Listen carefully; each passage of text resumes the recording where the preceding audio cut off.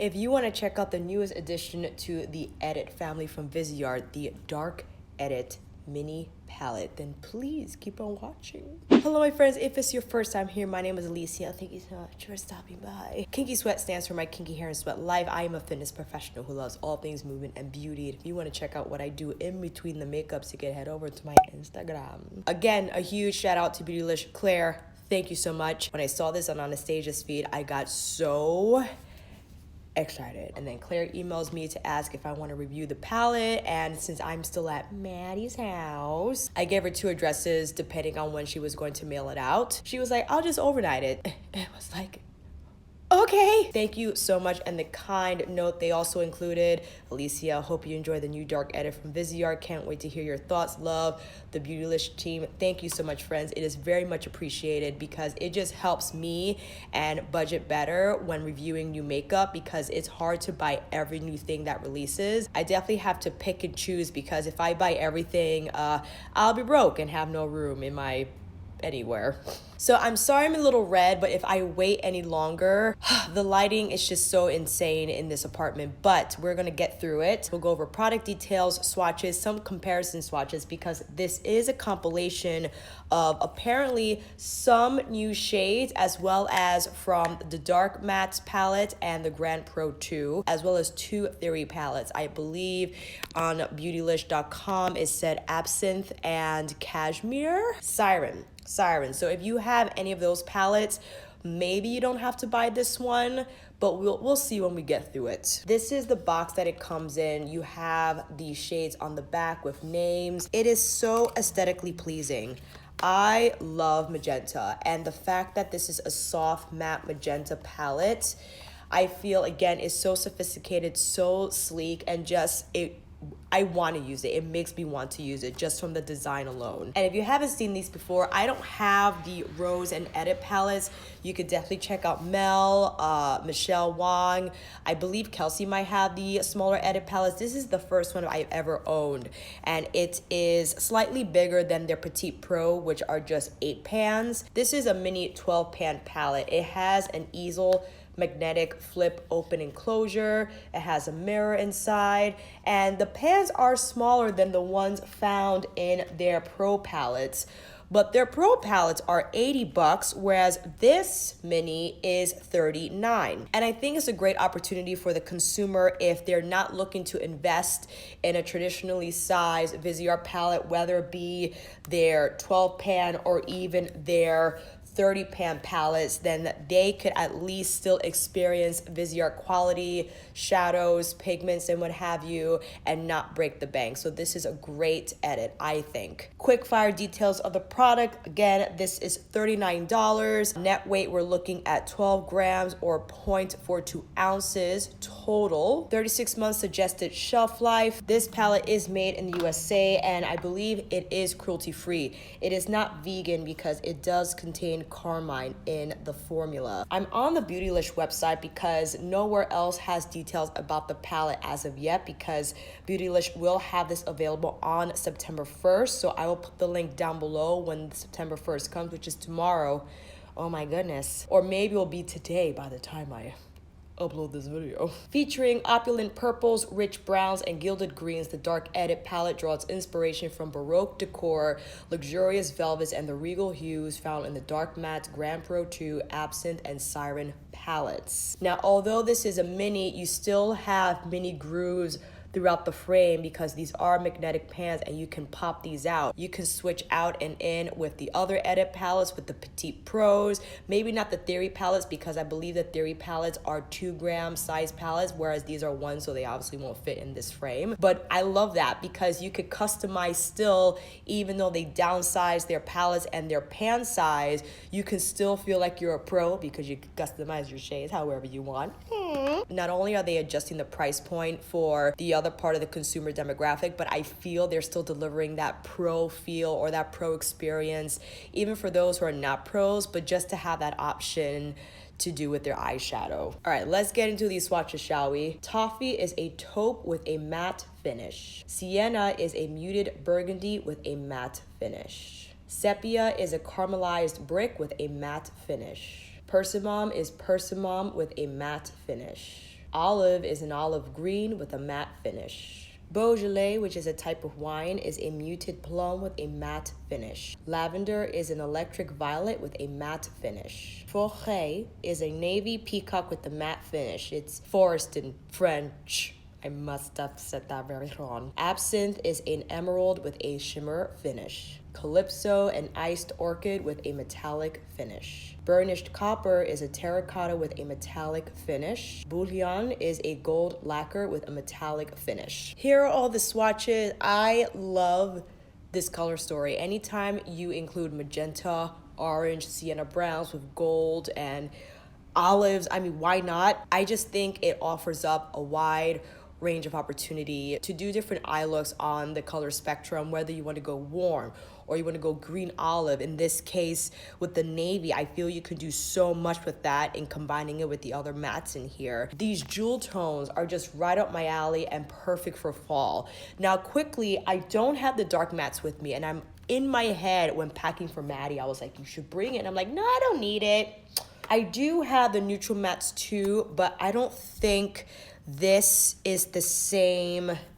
This is a different blue from the one, oh God, than this. I believe this is more of like a teal, and the one from Milieu is more of a cobalt navy. And I'm not sure if this exists in dark mattes too. Maybe perhaps this is one of the newer shades. In Grand Pro 2, however, I believe this shade here exists. I believe it's this shade here. So if you want to double check that, I could swatch right next to it. Is that the same? This has a little more depth to it than the one found in Grand Pro 2, unless it's a different shade altogether. And then Bouillon, I think, is the gold shade also in Grand Pro 2. This one here, let's take a look. These pack a little more punch in terms of shine, but again, maybe it's a different shade altogether. The only reason I dipped into Grand Pro 2 because in the description it did say that some of these shades pulled from Grand Pro 2. I don't remember this shade being in dark mattes, but I have a feeling some of these do exist in dark matte too. These are showing up really more red on camera than it is in person. Oh, this light change is gonna be fun because in person it appears more brown orange than on camera, but I think the olive definitely exists in dark mattes too. This exists in Absinthe, and I believe this is from Siren. I don't have those Theory palettes, but if you have any of those palettes in addition to Grand Pro 2 and dark mattes, then you definitely don't need this palette. However, if you want something more travel friendly and if you want the new shades in here, which I don't know what those are, but if I do find out, I'll make sure to note that in the description box so you could double check everything. Oh, this light is gonna drive me crazy. It's just gonna be like this for the whole video. I don't know if you noticed, but in honor of the new dark edit from Viseart, I painted my nails with the Live Love Polish Fearless collection. They're magnetic multi-chrome, so the magnetic tool you don't have it with me, shift the pigments. So this is in Calico. It's like a magenta with, I don't even know what this is, like a green and teal shift. And then Artemis is crazy. Artemis has like purple, teal going on, and then I topped it off with my scattered hollow taco, and on the base I put Black is Black. I can't get over these freaking nails, man. And I bought the whole collection because I had to. If you do, you get like $20 off. This is all I'm gonna wear. I'm just gonna do all magnetic, multi-chrome, everything on my nails every day. Sit. And I just thought it went so freaking well with the shades in here. I mean, are you kidding me? With all that said, let's get in a little closer.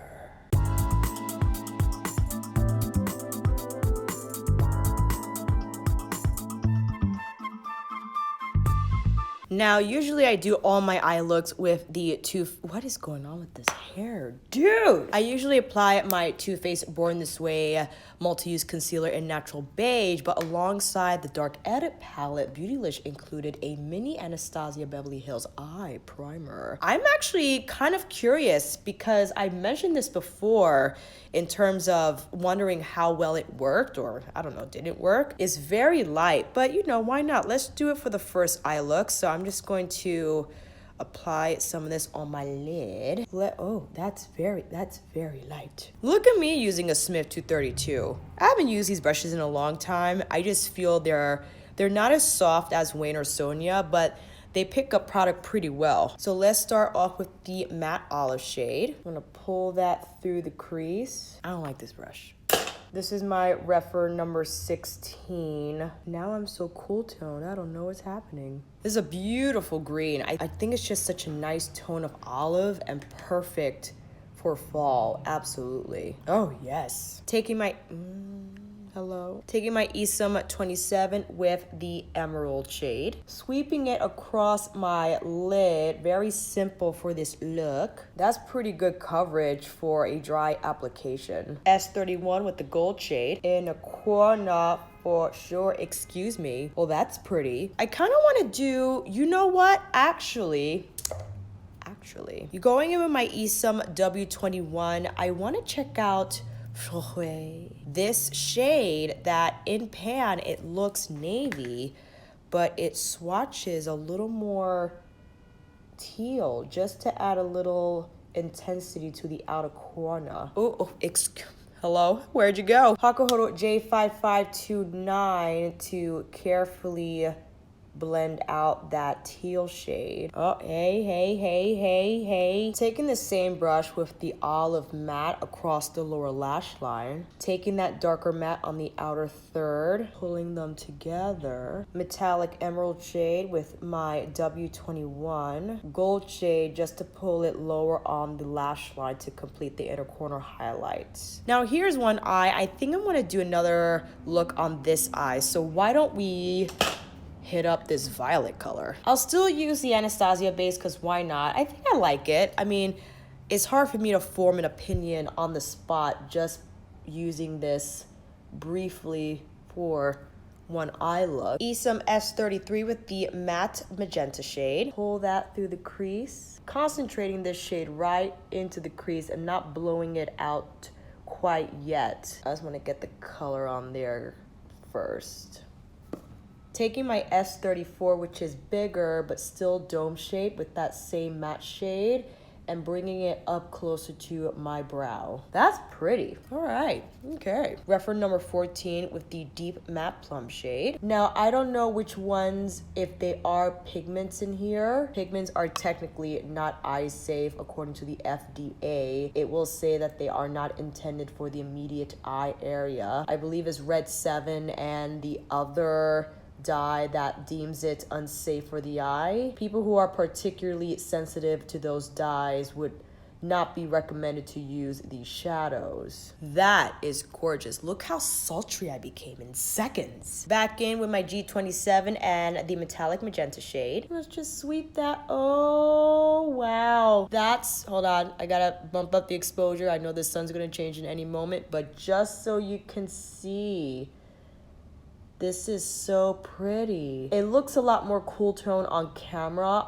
In person, it reads more magenta, where I feel on camera is reading more violet. Taking my Refer number 14 again with the deeper plum matte and just patting around that application. With that magenta matte, lower lash line. Esom S31 with that deep plum matte, outer third. Same brush with the metallic gold on the inner corner for highlight. And why not? I'm gonna fix this one up. All right, friends, let's drop on some lashes and I'll be right back. Here is a close-up of both eyes. As you see here, we use the olive and emerald, and on the other, the magenta and the plum. And I really love the formula for the metallics here. I feel they have a little more punch than the ones found, well, the one magenta shade found in Grand Pro 2. I can't speak for emerald, the emerald shade from Absinthe, but it's gorgeous. And here's a wide shot of both eyes. On the lips, I have the Makeup Forever Artist Color Pencil in Versatile Chestnut, and on the lips, Charlotte Tilbury's Kissing Lipstick in Hepburn Honey. I know it's a lot seeing both eyes at once, but it does save me a little more time if you just needed to do this, if you wanted to see it individually. I mean, I love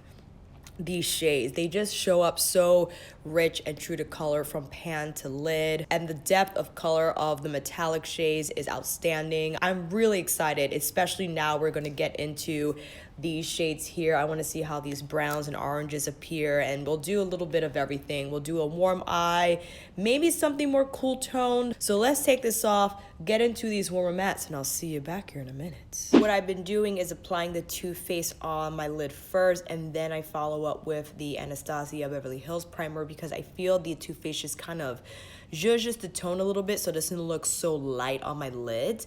But I do love the stickiness of the Anastasia primer, but I will use it more just to kind of, again, have a better feel of what I think about it. Reference number 16 with this taupey brown shade. See how this goes. I believe this exists in the dark mattes. Believe it looks familiar. I'm assuming if this is going to be available on Beautylish tomorrow, aka today, that it might be available on Muse Beauty Pro as well. If so, I will leave my affiliate link down below. This looks very cool tone on camera. I'm trying to adjust the exposure just so you can see it better. It definitely appears more neutral brown, whereas on camera it's appearing almost like a cool brown. Rest assured though, it's not going to appear like that in person. But again, depending on what your skin tone is, it will just appear differently, period. But I love the texture and I love the overall color of it so far. Reference number 15 with this, like, I think this is the wine shade. I'm gonna place that on the outer V. I like to pat it down first because this brush is incredible in that it doesn't take much to blend out shades with. It just kind of like does it, especially when it comes to the outer V and placing an intensity shade there. Kind of reminds me of the look I did with the Norvina palette, except the Norvina palette looked a little more, as one of you said, a honey brown. This is more like a wine taupey type of situation going on. Reference number 13 with that same plum shade on the outer V, or outer lower lash line, I should say. Reference number 14 with that brown taupe shade. I love this combination. It is so pretty, so sophisticated. It gives depth and smokiness, but that plum tone coupled with that taupey brown is just beautiful. Definitely going in with this beautiful copper metallic matte. Esum G27. Oh, wow. That's pretty. Back in with my reference number 13 to smooth out the edges between the matte and metallic shade. J242 Hakuhodo with this shade just to have a little fun. Inner third of the lower lash line. I did get a little fallout from, I believe, the copper shade, probably due to the fact that I really loaded up the brush, but that's a great opportunity to bring in some color from the palette while keeping the majority of the look pretty warm coppery if you still would like to take that route. Finger with that copper shade, and anytime you use your finger to apply metallic pigments, it's going to appear brighter, more opaque, get a lot better placement of color when using your finger, but sometimes I like to go in with a brush first just to get the shape, and then I could go in and pack it on with my finger. Again, just kind of fixing the crease. All right, what's gonna do with this eye? Wayne Goss number 3 with this orange shade.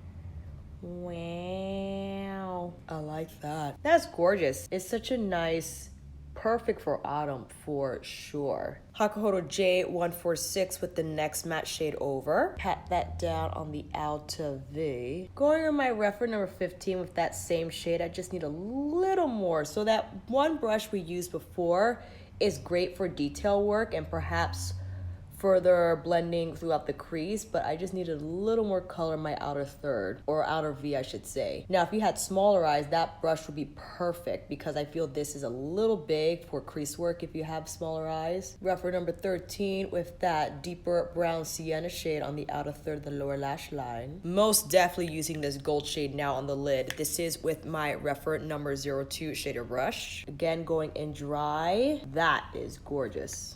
And once we've applied the majority of the color, we'll go back in with our finger to really pat down on the majority of the lid to make that metallic pop. And now with that same Hakuhodo J146 brush with the deeper matte shade around the edges of the metallic to again smooth out these borders. Way number 3 for some zhuzhin. J242 with the copper bronze shade. Definitely going in on the inner third with that. I'm dropping into my Grand Pro 2 and I'm going to grab this metallic shade, or crystalline shade I should say, and pop that on both inner corners. All right, friends, let's pop on some lashes and I'll be right back. Here's a close-up of the look, friends. I love these tones. I mean, you couldn't have told already. Wide shot of the look, I have the same lip combo from the first duo, and here you can see from afar how these shades look, the different tones of the mattes and metallic shades. This isn't anything new, I understand, but the curation I just feel is just so hard to overlook. You simply cannot. It's so well thought out, and that's why I feel how Viseart stands apart from a lot of other eyeshadow palettes. For instance, the Norvina palette. As much fun as I had with that palette and how great the quality is, the arrangement is just nuts, right? And I believe some YouTubers have also brought this up, that it just kind of stresses you out. Not only in terms of the size of the palette and how many shadows are in that palette, but just the arrangement of shades. I feel just, it doesn't encourage good navigation, whereas this, yeah, you have a lot of colors, but the organization of it, right? You have all your mattes in their own 2 rows, and then you have the adjoining metallics. You can see this is a look, that's a look, that's a look, that's a look. You're done. I don't know how this will go. Maybe the orange and the teal will be a little strange, or not. I'm terrible at color theory, but I think it'll be okay, or not. You could probably just use this as like a wing, or maybe just to smoke out your lash line.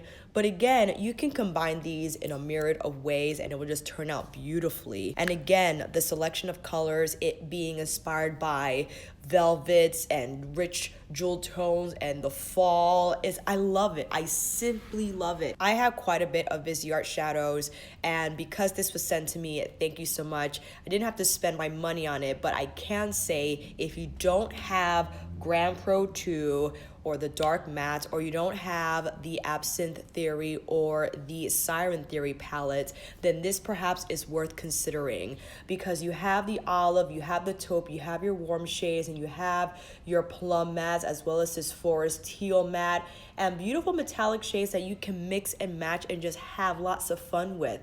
And despite this being punchier than maybe their warm edit or rosé edit, rosé, you can still make really sophisticated looks with this palette that I feel that are still work friendly. For instance, you can just put this matte and this matte all over your crease and lid and not touch the metallics at all, or you could just do all matte looks, you could do all metallic looks with it. It's very versatile in that way, and if you're not crazy about these shades, you're just not crazy about them, but I personally love them, and the quality is very much consistent from what I have experienced with my other Viseart palettes. The mattes, again, they practically blend themselves, and they're buildable, and they don't turn up ashy. They just show up true to color on your lid from how they look in pan, which is very important because sometimes that just does not happen. How a shadow looks in pan and how it applies on the lid is 2 different stories, and you're like, what happened? What was I just seeing in the palette? How come it looks gray on my eyes? It will not happen with Viseart mattes. And again, I love how they blend. I love how they build. I love how they combine. I love how they layer, and they just create another level of richness that I feel elevates your eye look, and they're so easy to use. And the fact that this is so small and compact, easy to travel with, you still have your mirror, or you don't, you could just do it like very much easel style, like an artist palette, or lay it down flat, again with the magnetic closure and the ribbon tag. Is so easy to deal with. And the metallics are simply beautiful. They're smooth. You could actually blend these out without a matte if you wanted. You could pack them on with your finger. You can wet them. I didn't wet them because I didn't want them to appear textured on my lid, since I had already applied a layer of the metallic shadow dry. But you could apply it wet from the get-go, and you could definitely get more of like a sleek, wet, gleam look finish with those metallic formulas. Like I said, this is a great opportunity to try Viseart on just such a smaller scale than having to invest in one of their pro palettes. Again, this retails for $80. This retails for $39. You get 1 gram of product versus the 2 grams of product you get in each pan. And the purple in Soleil, I'm sorry I don't have it next to me now. The purple in Soleil is definitely more of a cooler purple. You know what? Let me just get it. This is the Soleil Petite Pro, and this is again the dark edit here. If you want to quickly see, this is from Soleil. This is from the dark edit. I don't think they are the same. I could be wrong. I'm looking at them both. I believe the one in the warm edit is a touch lighter versus the one in the Soleil palette. And this shade, I believe, appears a lot more orange than the one in the dark edit, which appears more copper bronze. So yeah, that has a lot more depth, and that's just more orange in general. I love this palette as well. I bought this during the Sephora summer bonus event. I'm glad I picked it up because it's such a beautiful palette. But again, I think this is well worth it if you don't have the dark matte already, if you don't have Grand Pro 2, Absinthe, or Siren. And this is such a great curation of shades for fall and a great way to jump into Viseart again without spending a whole lot of money. It's definitely worth your purchase if you're thinking about buying, if you're thinking about trying Viseart. I think it'll be well worth the try. They are rooted in pro makeup and they are a pro brand, but I think they do these smaller palettes incredibly well for the beauty enthusiast market, for those who just love makeup but just want high quality makeup.